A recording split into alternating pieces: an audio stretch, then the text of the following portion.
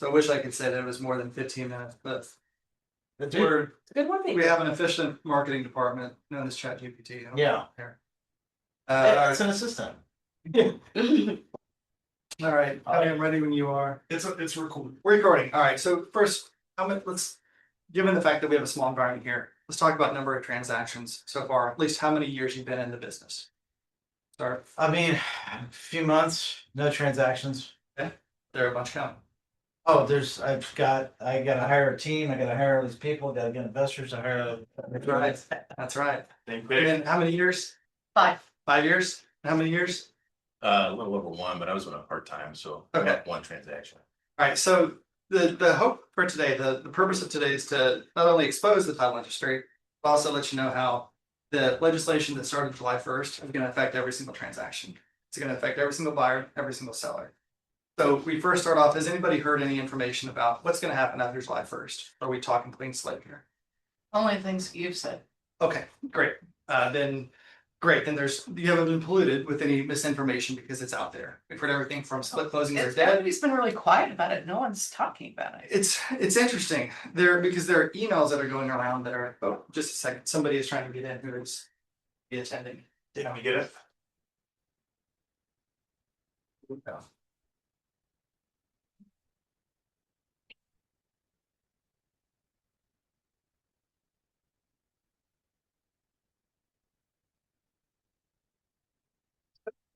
Okay, I'll see. So first, by way of introduction, for those that nobody has met, we have a celebrity present today. And it's for once, Kristen, it's not you. Kelsey, would you mind introducing yourself? Kelsey actually hasn't even started with Icon yet. She starts on July 13th. That's So she's she's ready to go. I'm ready. Showing up. I'm Kelsey Jones. Nice to meet you guys. Yeah. She'll be the sales rep. She'll be stalking all of you in hopes to get all of your business. Finally, The and most respectfully. respectful. Yeah, it's It has me possible. at stalking. Yeah, we all do what we gotta do. All right, so there are emails that are going around that basically say some misinformation out there about split closings are dead. Now I'm going to define all these terms. The goal of the class here is to not just tell you what you need to know right now, because it doesn't make sense unless you have a full context of where title has been, where it's going now, and how it's actually going to affect every one of your buyers and sellers, and actually you too. So first, we all know the concept of split closings. You have the buyer side gets to choose their title company, and the seller side chooses their title company. It's part of the standard TAR form, where each party has to designate who the title company is going to be. That is a split closing. So 30 years ago, around mid-90s, Tennessee deviated from the standard accepted practice in about 42 states, and then East Tennessee and West Tennessee. And the title agents got together and said, hey, we are going to not only represent the buyer, at least on the buyer side, but we're going to share our revenue with you, seller's title company. And so we're going to share it with you, and then we'll both just agree in writing that if there's ever a claim that's made based on the policy, we'll then also share in the liability. So that's step one. The agreement was made that there's going to be a sharing of the revenue the title companies make. So far, this doesn't affect you. You don't care, it happens behind the curtain, has no effect on the transaction. Now, it's important to know how title companies make their money. You see an Alta, you see that there is a settlement fee that goes to the title company. You also see that there's a cost for the policies. The policies being the owner's policy and the loan policy. Title agents like Icon Title, like every title company that you see out there, except for just a few. Those are more of the headquarters and national title companies, but they all have an agreement with their underwriter. So if you take the cost of the loan policy that is either paid by the seller or paid by the buyer, as designated in the contract, whatever that is, 80% goes to the title agent. So 80% goes to Icon Title, and 20% goes to the underwriter. We use First American, we use Fidelity, two of the biggest. And so you look at that Alta, and you can do simple math. You can say, okay, this title company, Icon Title, is making 80% of the aggregated cost of the two policies, plus they're making their settlement fee. That's the revenue on a transaction basis. And the settlement fee is typically there that you'll see at $595, $550, $650, whatever that is. That's typically it's modeled out so that that covers the transaction cost. So on a transaction level basis, that's how you neutralize from a balance sheet standpoint and from a P&L standpoint, I should say.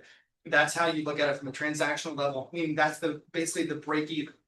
Well, you're gonna have buyer sides, you're gonna have seller sides, and the title companies are all sharing, then the amount that they're sharing as part of that 80% of the policy revenue, then that covers the overhead.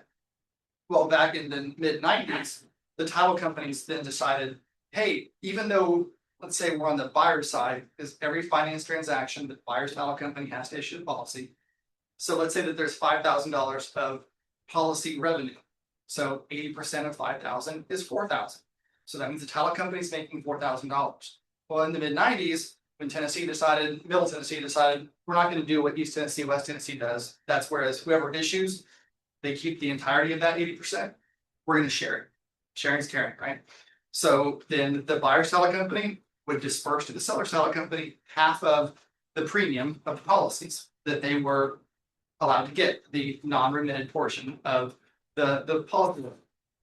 Then the seller's title company typically would then say, okay, I'll split the liability. So if we get a year down the road, somebody files a title claim, and then Icon Title receives that claim. Icon Title then says, okay, claim came in, it's $80,000. You're gonna pay 40, we're gonna pay 40 because that's what we agreed to. So everything was fine, everything was dandy until about a year ago when they decided to come up with legislation that would altogether kill split closings. That did not pass. So we fast forward here to 2026 and new legislation came out. Look, man, Hi, give them this thing they get. I'm sorry. Oh, Yeah, good, give them good. It's brushing. Had a climate. No. So that was all fine, that was all well, that was all great. And so there were a few title companies that said, no, I'm not gonna do that. That's fine. They were the outliers. Icon Title had previously always shared. But the legislation July 1st, it says a couple important things, three things really. It says that one, you can continue sharing. Two, the buyer's title company is always going to be the title company that issues a policy. And that is important because oftentimes sellers are paying for title on cash deals, the seller's title company would be issuing. So now they streamlined it. And now the buyer's title company is always going to be the title company that issues the policies, unless it's an exempt transaction, which is just new builds and anything that is not 1 to 4 units. So 90+% is going to be covered by this legislation. Legislation said, so you can share premiums, you just have to provide notice to the consumer. Buyer's title company is always going to issue the policy. And then the most important part of it is that there's no more sharing of liability. So you can no longer go to another title company and say, we'll give you half, but you're also going to split the liability. That does not exist anymore. As a result of the legislation that was passed, that is effective July 1st, now you have a lot of title companies that are saying it doesn't make sense anymore. If we're going to be sharing the revenue but not sharing the liability, then the only thing we have really to rely on is what comes around goes around. So if we're on the seller side, you'll share with us and we don't have any of the liability exposure. Then we're on the buyer side, and then we'll share with you and we're going to take 100% of the liability. That doesn't work for a lot of title companies. Typically the ones that have higher volume in transactions, and those are, for example, the ones who are not going to be sharing. Icon Title is not going to be sharing. Ruby Title is not going to be sharing. Wagon Wheel is not going to be sharing. By the way, Wagon Wheel owned by Compass. It's any one of those. Chapman Rosenthal is going to continue sharing. Tennessee Title is not going to be sharing. So you have a lot of title companies that have this division now. There's even a chart with 5 categories of where you fall into this. So you're still probably wondering, well, how does this affect me? I don't understand how this affects me yet. The reason that it affects you is because as a result of the legislation, those title companies that are not going to be sharing the revenue, the seller's title company is looking at that $595, their settlement fee, and they're saying it's not worth it for us. It doesn't make us any money. That's just our break even. We're a for-profit company.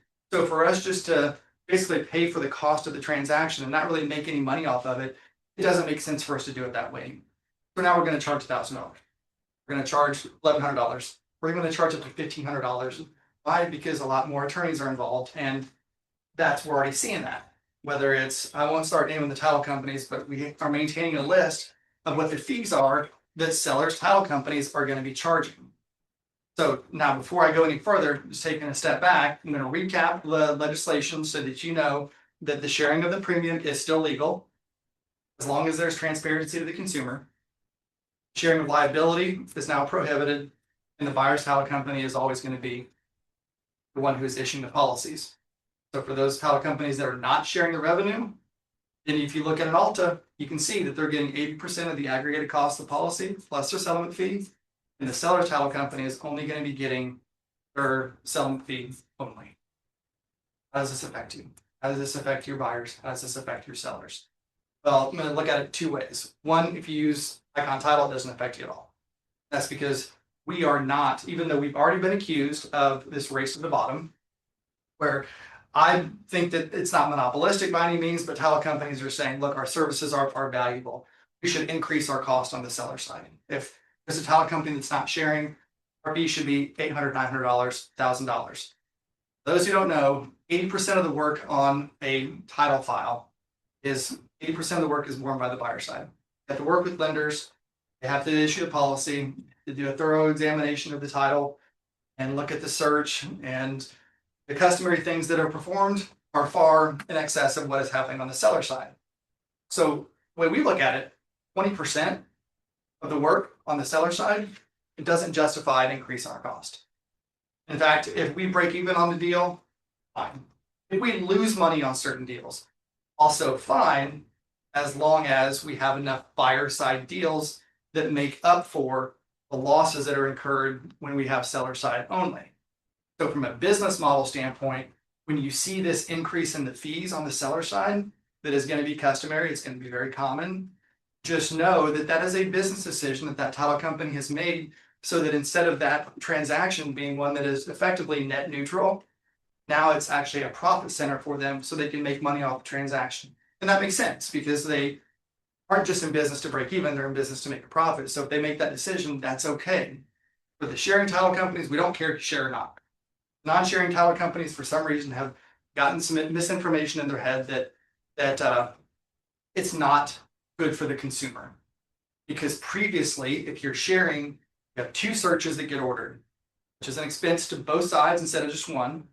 And you have two sets of eyes that are looking at it. The argument breaks down because if you do an actual analysis of the claims rate when one title company is involved versus two title companies, they're identical.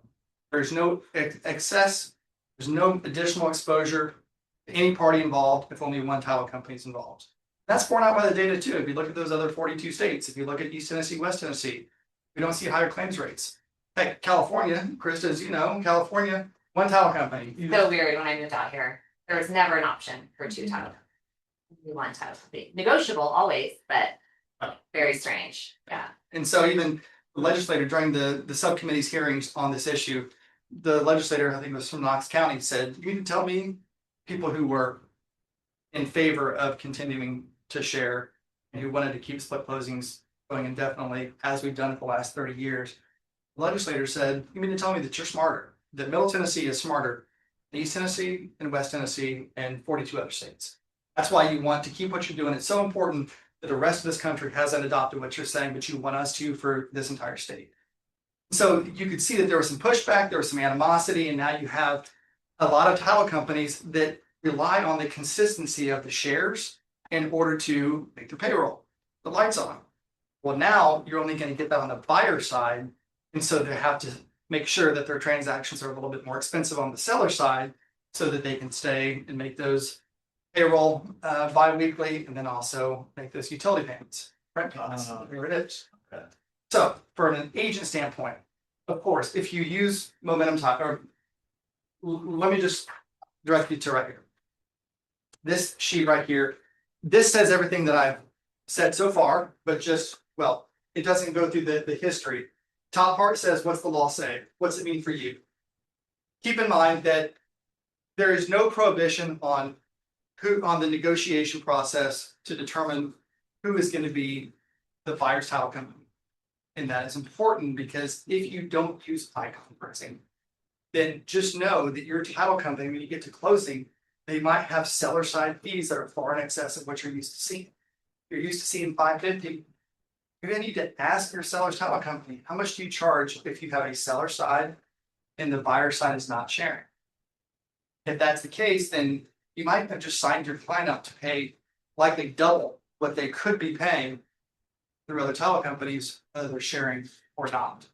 So I guess when you're from this standpoint, the important takeaways are, we've all seen now that seller to pay title is very common. Sellers pay title all the time. It also stands to reason that if the seller pays for title, the seller should get to choose the title company that's going to be issuing the policy. You know your title company. So I'm not here to make a sales pitch. Of course, that's always the goal, but I'm not a very good salesman. I don't outwardly pitch. That's Kelsey. I got you guys, Okay. yeah, so they're happy to make it a sales pitch. Not how I roll. I get to know you, and then if it works, then great, we'll build from there. But if you are on the seller side and you're paying for title, which is what we're seeing about 75% right now, maybe you're seeing something different. But if you're paying for title, you get to choose. And so we've included language on here that says that if you are on the seller side, or if you're on the buyer side, let's go buyer side first. Let's go seller side first. It doesn't matter. If you're on the seller side first, there are two ways of doing it. If your seller is going to be using Icon Title, then one, in the offer instructions, you can include the language right here, where buyer's title company can be Icon Title, and in exchange, buyers and sellers settlement fee will be discounted to $300 each. So we're going the opposite way. We're not charging more, we're now charging less. Now, if it's seller side only, but if we get both sides, the reason for that is because it is so much more efficient when there's only one title company involved. How many times have you heard, we're waiting for the other title company? Where all these, question. What do you mean both sides? If you get both sides and you want transaction? If the contract says that the buyer's title company is going to be Icon, the seller's title company is going to be Icon, and that means that the entire transaction is going to be handled by one title. Which is common in certain areas of Middle Tennessee and less common in others. You go up to Montgomery County, 90% of the deals, one title company. Whoever submits the offer has their title company. That's who's going to be on both sides. Same thing with more of the rural counties. Davidson County split. Everybody has their preferences. Buyer chooses title company. Yeah, in the offer. So when you submit the offer, you have to put, for example, who's paying the title, seller pay. And I think it's line 147. Seller pay, buyer pay. And then below that, it says buyer's title company is going to be Icon Title.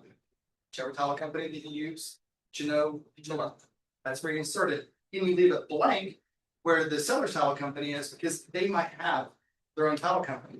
In Montgomery County, you're used to seeing they just fill both of those lines at the same time. I'm lost on why they would have a title company whenever it's coming from the buyer. By the seller? Yeah. So it's common. If you have an offer, you'll see an offer that will say buyer's title company to be Icon Title. And then that line for the seller's title company is oftentimes blank. So that means that when you go to counter, the seller, the listing agent, is going to insert the title company to represent the seller for that transaction. So there aren't two title companies involved. It can be Icon Title on one side, or the title on the seller side. In that situation. Or if it's blank, then there has to be a decision. Hey, seller, do you want to be your title? You want it to be Icon, or do you want it to be somebody different?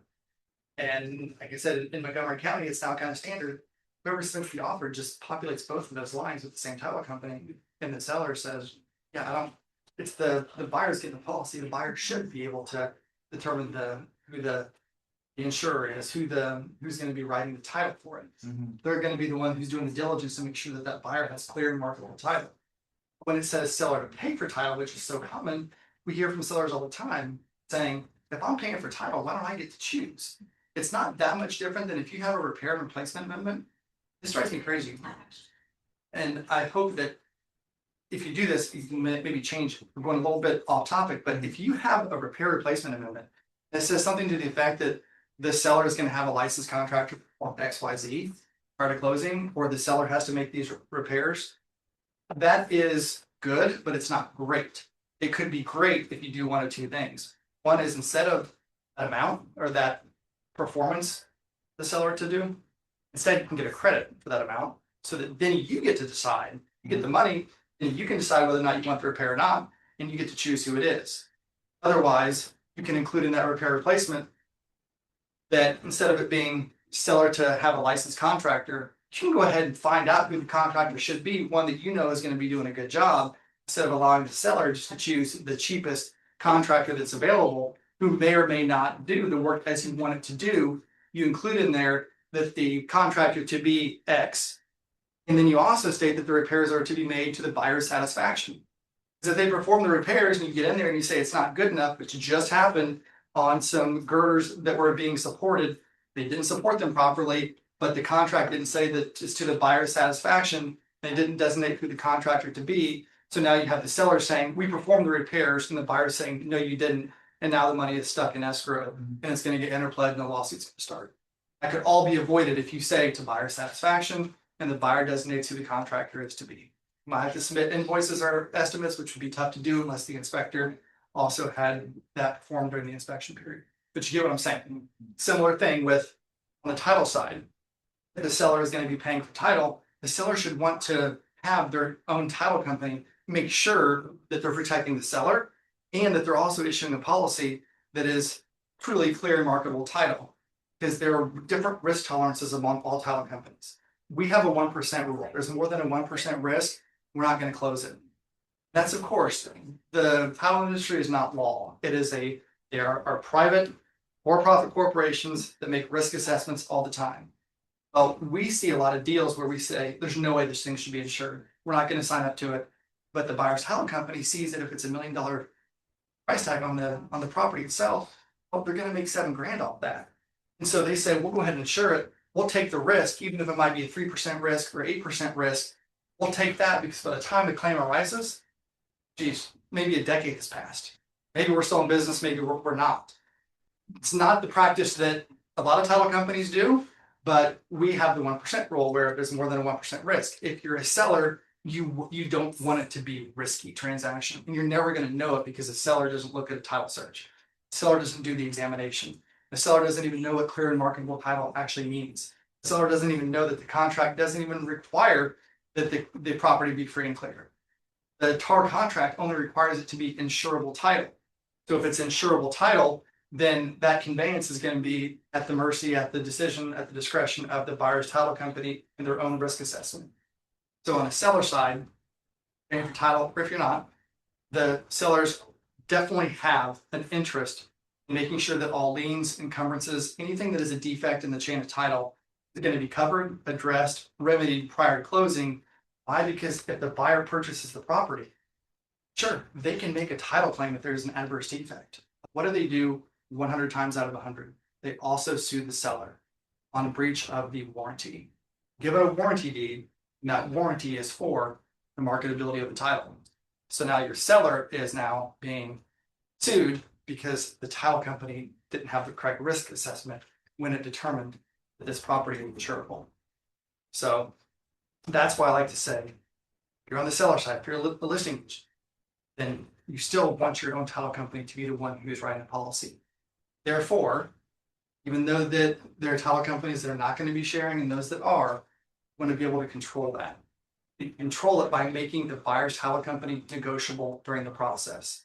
So if you get an offer that is seller to pay for title or not, you can always counter it to say buyer to close with, insert the name of your title company. Good question. If you do both sides, Icon, can the seller still be sued later? Sure. Yeah. Yeah, there's nothing that ever prevents a buyer Okay. from suing a seller. That is where you then go into the calculation of your own. Okay, well, if we know what their risk tolerance is, a seller should, for the most part, want a title company that is making sure that that property is not only insurable, but it's as marketable as it can be. And that term clear and marketable, it's still used. These properties have been around now for a couple hundred years, around 250 years. If my math tells me right, and all the things I've seen, and conveyances were happening before then. So it's very difficult for a property to be truly clear and marketable now because you're always going to have an easement. A utility easement arguably makes a property not clear. It's still marketable, but it's not clear and marketable. So clear and marketable as a legal definition is different than what clear and marketable that you all need to worry about, because your definition for clear and marketable is built into the contract as being insurable. And it's insurable as determined by a licensed Tennessee title company.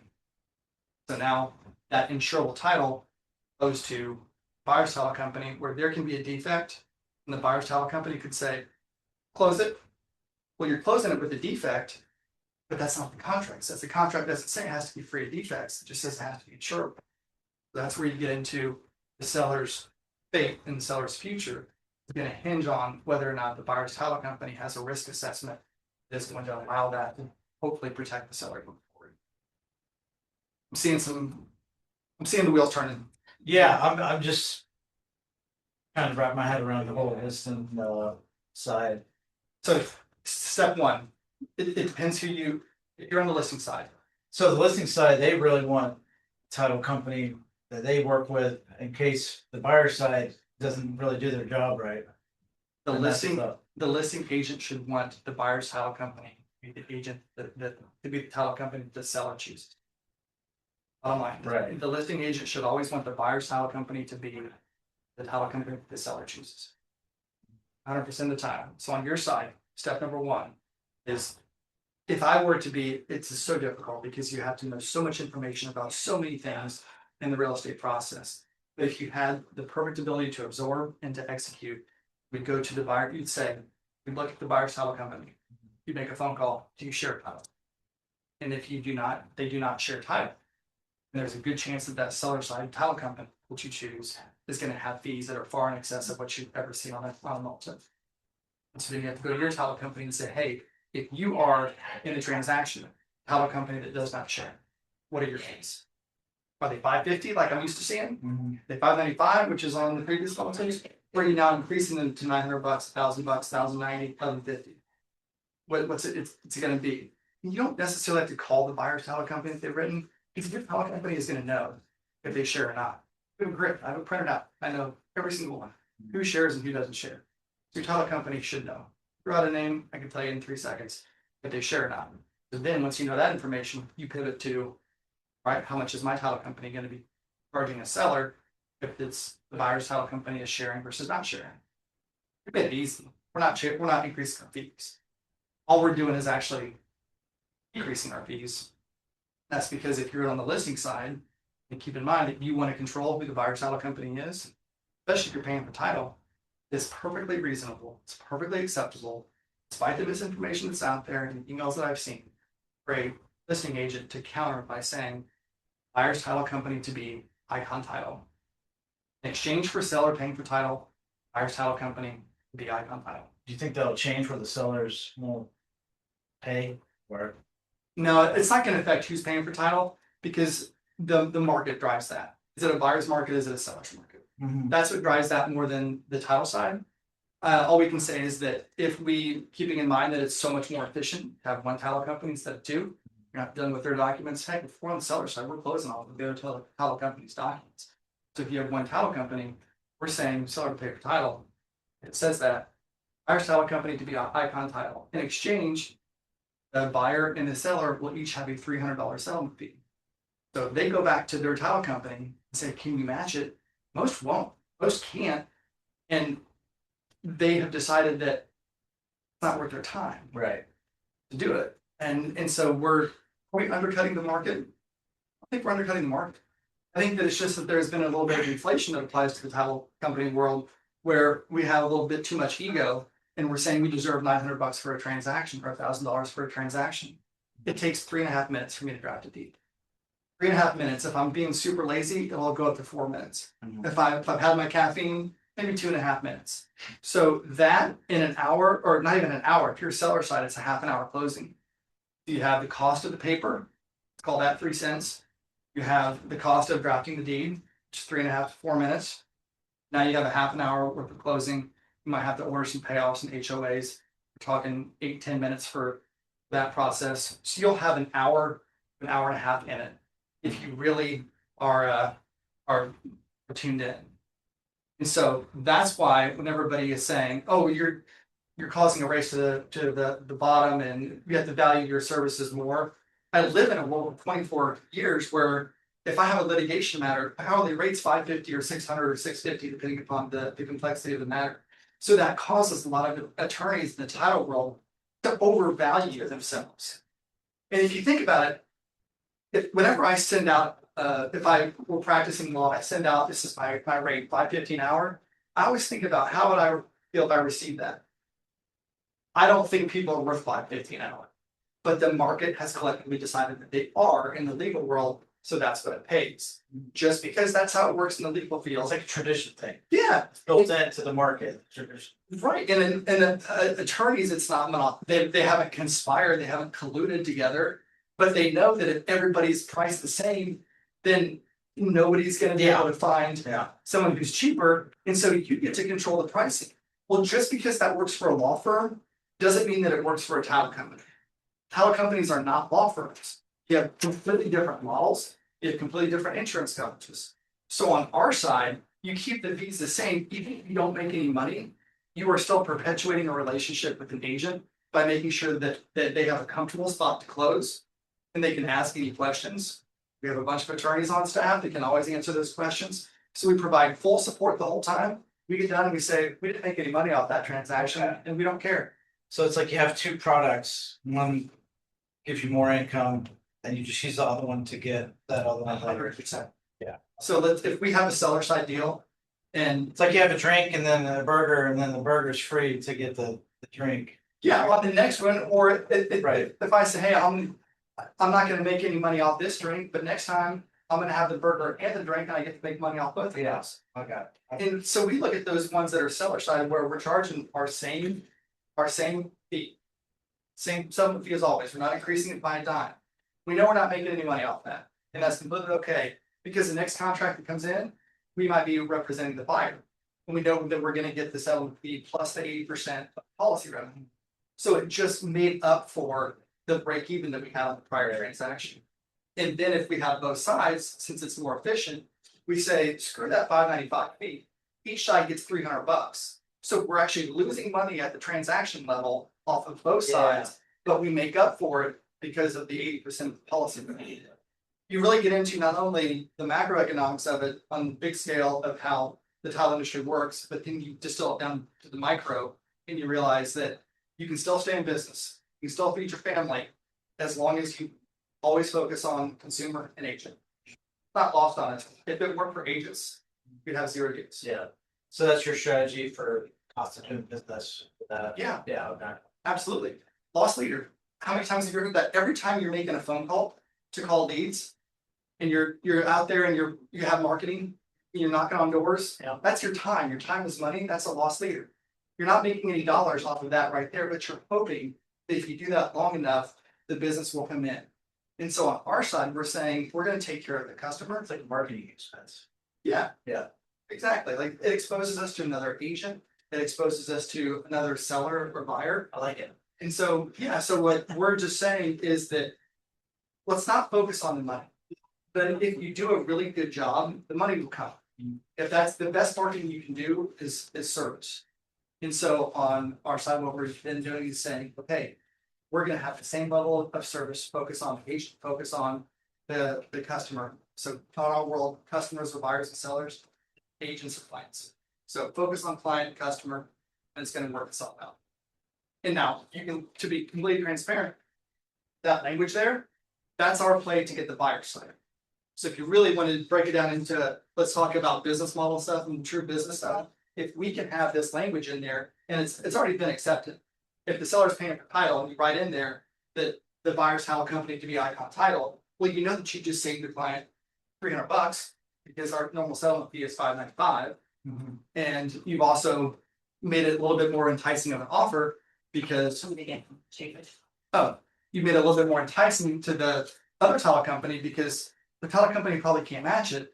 And even if they can match it, still something that is negotiable during the process.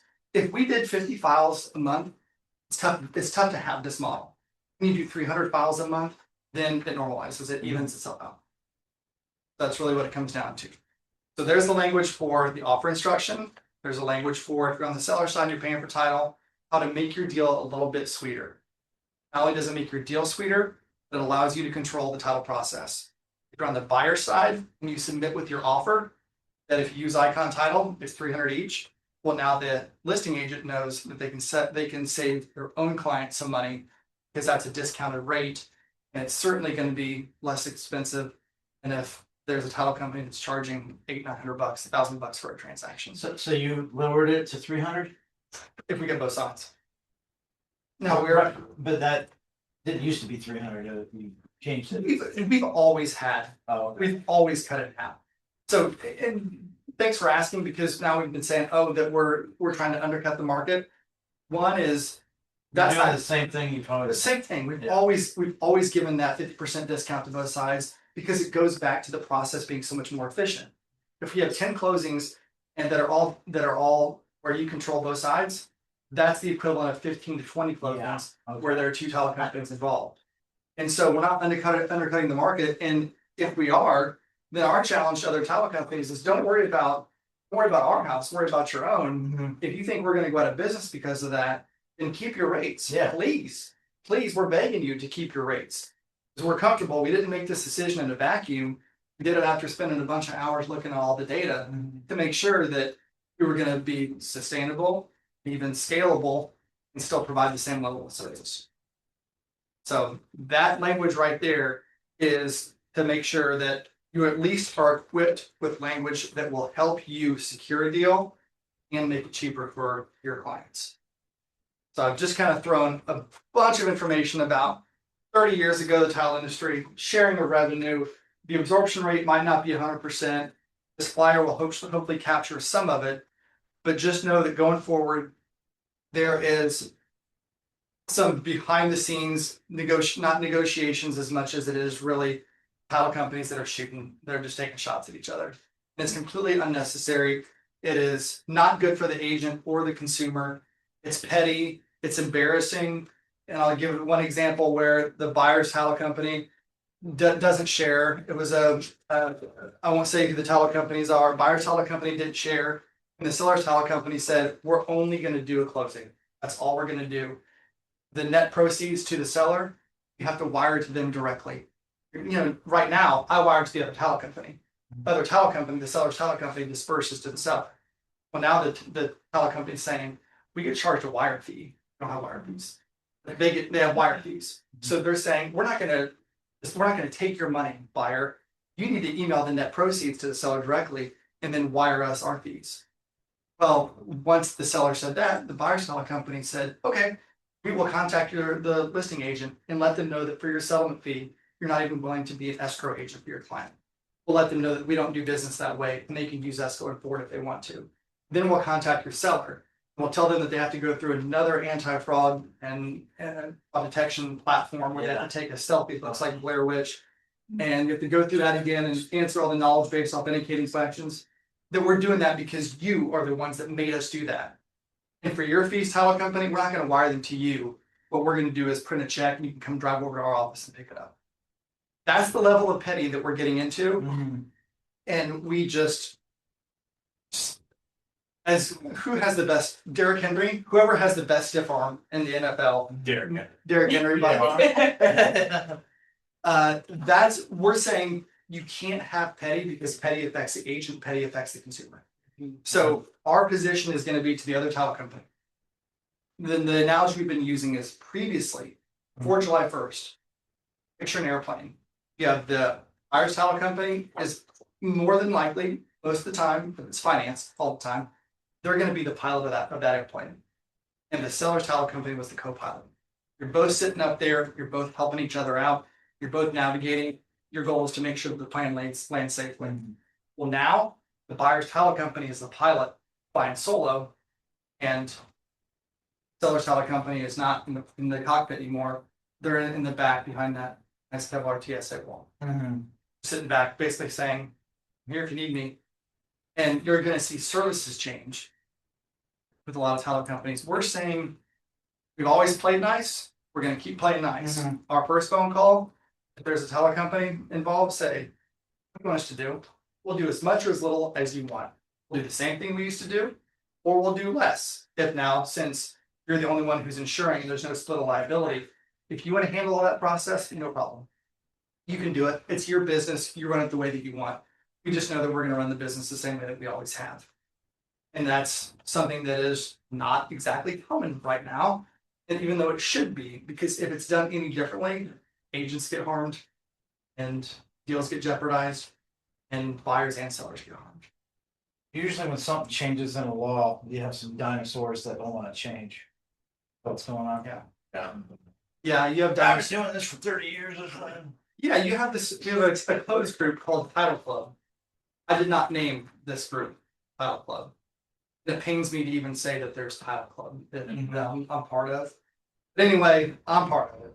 And this title, I guess it's not like Fight Club where you can't talk about it. I can talk about Title Club. But anyway, you're hearing it's capitalists versus the communists. Right? Those who share, communists. Those who don't share, the capitalists. And so it's just unnecessary. And so some of the dinosaurs, to use your word, those dinosaurs are usually lawyers. And they've always practiced law, and they think they owe a duty to everybody in the transaction, and that there's nothing that's more important than professionalism. That's all true. You can be professional without being a lawyer and having the fees that are attached to it. And so we're just saying, you look at the list of sharing versus non-sharing, a lot of the big ones are sharing. A lot of the small ones that have 12, 15 deals a month, they're not sharing, or they are sharing. And I kind of go back to, if you have a small sample size of anything, well, you don't know if you're an auto manufacturer and you make 10 cars, there's a really good chance the next car off the assembly line doesn't have the same level of attention to detail and the systems that have been worked out as if you're a Toyota producing a million a year. They've had the chance to be able to identify what exists, how to protect, how to use the systems, how to use technology. It's just part of their model. So that's why I tend to look at the non-sharing title companies as being the ones that are doing a lot of transactions. We don't need the support from the other title company. They can just do it themselves. But kind of where we stand, are we angling for both sides? 100%. Are we at all ashamed of trying to say that, yeah, we're trying to increase the amount of our revenue? Yes, there's no shame. We are trying to do that. And for this exercise, a portion of our profit, and not a small portion of our profit, a large portion of our profit goes right back to Keller Williams. So we have every single month, we have our reports, we should have balance sheets, we have P&Ls, we have closing reports, we have transaction reports, we have capture rate analysis. All 5 of those, deliver them to KW along with the check saying, here is your split. That money then goes right into the resources that Keller Williams has. So if you look at it from a business standpoint, from a fiduciary standpoint, I don't care another company accuses me of not playing nicely. Because it's not my job to play nicely with another title company. You have a fiduciary responsibility to your partners. You have a fiduciary responsibility to the agents of Keller Williams. We have a fiduciary responsibility to every one of the 3 market centers, Franklin, Martinsboro, and Music City, where we're attached. We have that fiduciary responsibility that includes maximizing the enterprise value of the company. And so if we're going to make more money or less, that is part of the calculation to decide which one are we going to do, share or not share, because we know that if we decide we're not going to share because it's going to be playing nice with other title companies, I would not want to call Sarah and say, I would not want to call Kayla, I wouldn't want to talk to Mike and say, we made this decision that's going to result in less money to Keller Williams, but we're playing nice. So just respect that. If I were Kale and I received that message, I would say, they're not your business partners, are they? Like, aren't I? And the answer to that is yes. And so I care about him, care about the other market centers, don't care about the other title companies. And I also don't try to tell them how to run their business. You can share or not share. We're indifferent to it because our cost structure hasn't increased if we're on one side, and it's decreased if we're on both. So that's kind of the transparent world of title. And I think that a lot of title companies have tried to hide for too long the fact that we make money 2 ways. It's not the settlement, because on the Alta it says settlement fee to Icon Title. So agents would naturally think, well, that's where you make your money. And then there's loan policy to First American, owner's policy to First American. And it's hidden in there that the title company that's getting that settlement fee is also getting 80% of that, those title policy costs. Well, it's why hide? Just be transparent about what you're doing. And it's a business. People are going to respect that.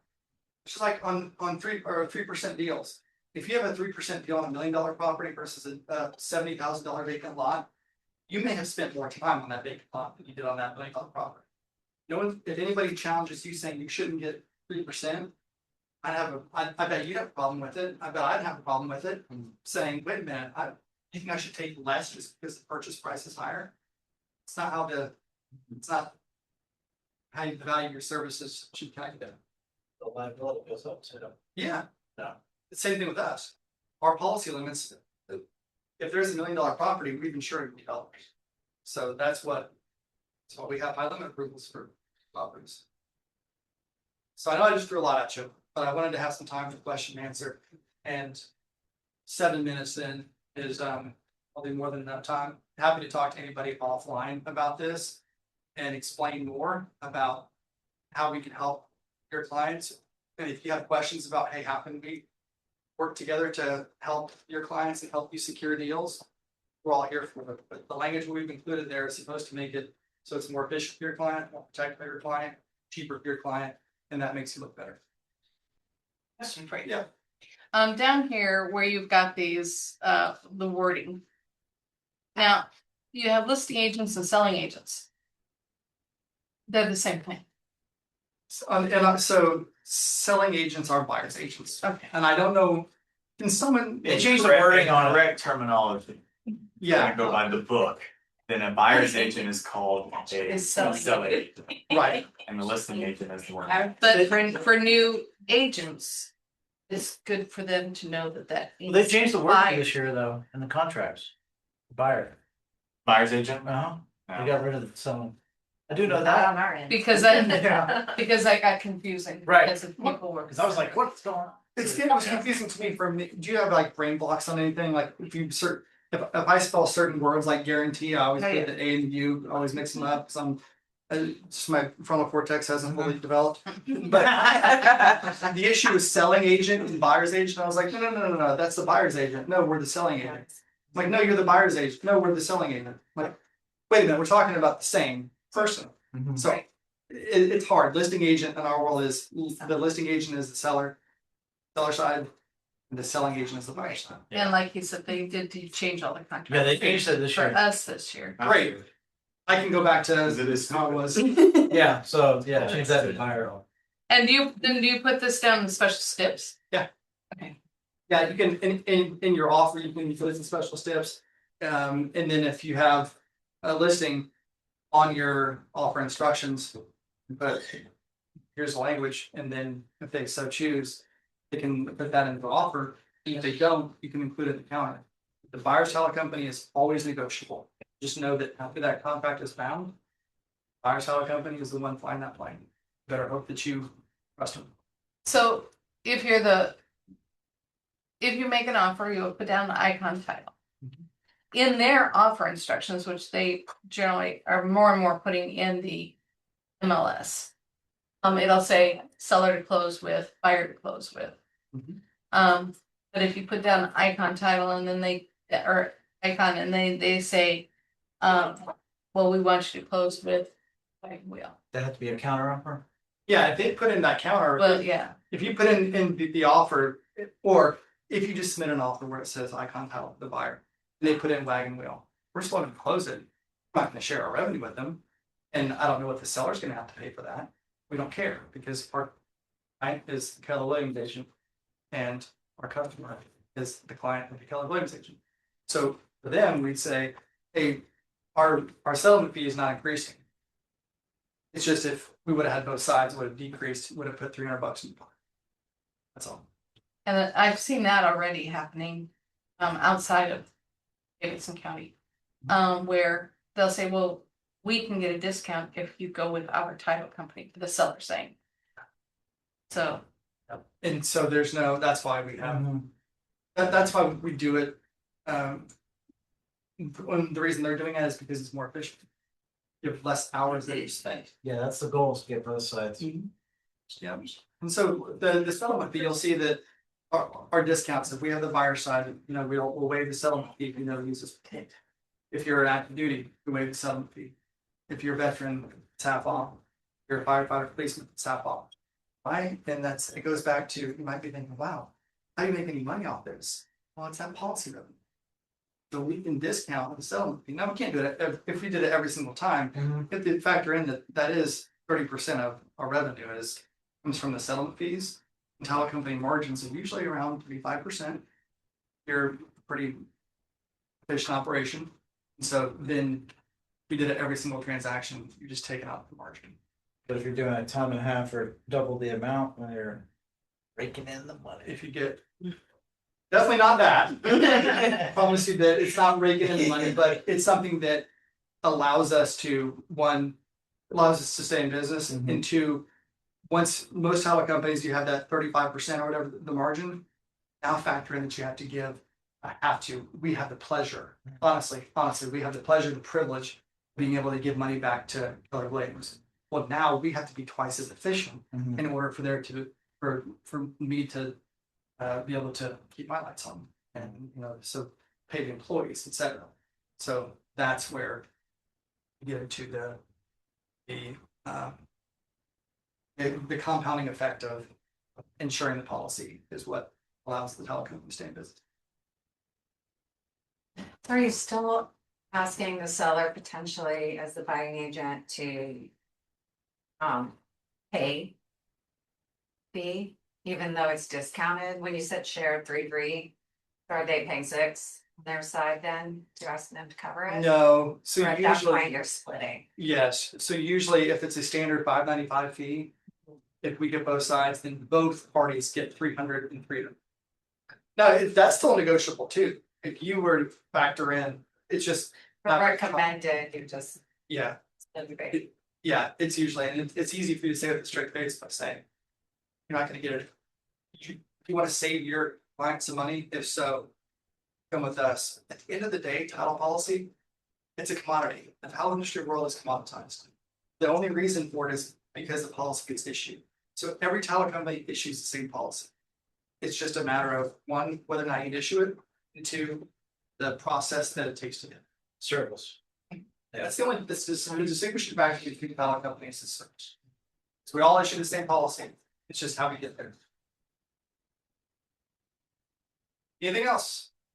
My office is around 50 steps that way, so always come over, say hi, and I'll answer any questions. There's a TV in there too, so the Tour de France is gonna be on all day. Take a look. No World Cup anymore because my 2 teams are out. See what I did there? 2 teams? My man. Go Canada. Yeah, right after we made the entire world hate us, we decided to lose 4-1, so it's not a lost company either that didn't help us out. Thank you all, and I'm gonna stick around for just a few minutes in case anybody has questions, but appreciate y'all attending. Thank you. Thank you. Oh, Do you want?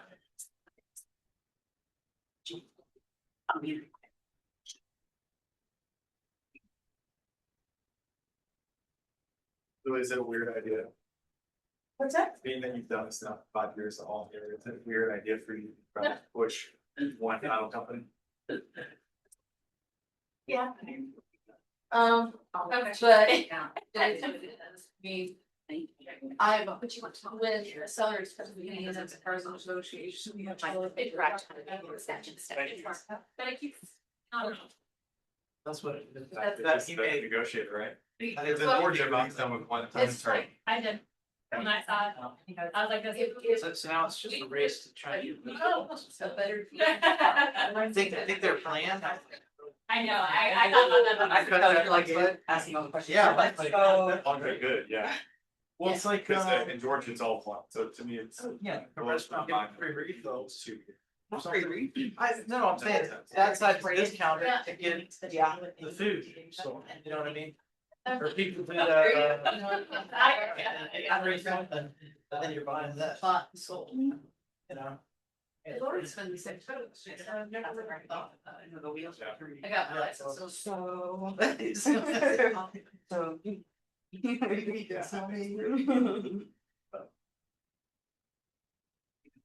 We're adjusting. Yeah, you'll see, you're gonna see this. Yeah, I'll be. Here. It's Nice to meet you. Yeah, so I'm a team leader. Okay. So This is called.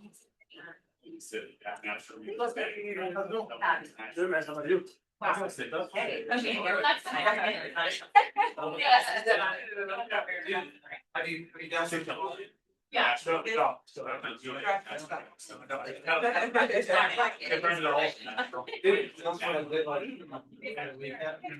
Cool, yeah. Yeah. I know.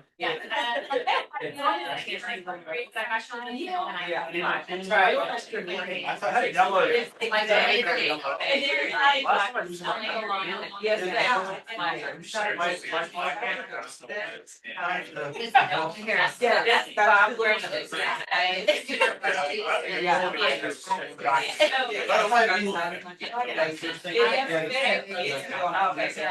I do a lot of fun. Yes. Yeah, every part is Nashville.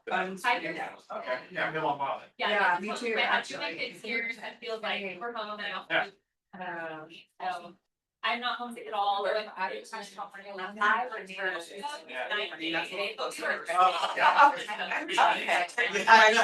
Yeah. And the camera. Oh, right there. Well, you bet. Oh, yeah. Don't need to be considered. Okay. Yeah, those kids are tiny. I'm gonna meet with the chamber, the chamber. Yeah, move. I got it. No, I just came from and I was like, where? It's like our She is same hometown. really? That's funny. What are the odds? Okay. Yeah. I mean, Small world, a bunch of sales. yeah. Highly extroverted, like. Okay. No? Yes. My daughter actually made. Well, it's hot. Oh, really? Yeah. Oh, I It's see either the it's on here. No, it's. Oh, Yeah, Central. Yeah. Yeah.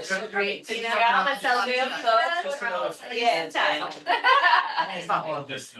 I It's a real small. That's probably the hardest. It's gotta be really, really great. But that was. We need, Oh, like. yeah, I'll do that. You know that. What were you down?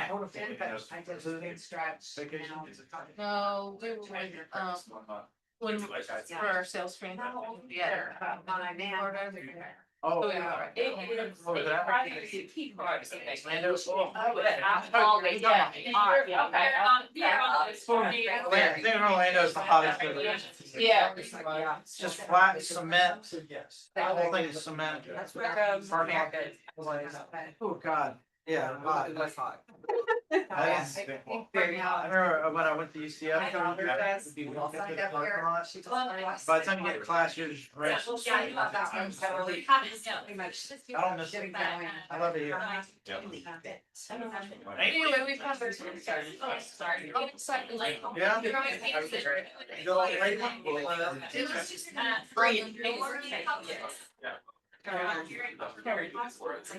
Hey.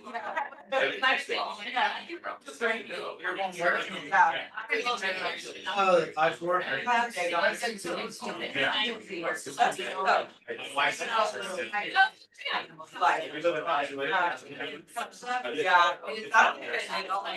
Busy. Oh. I know.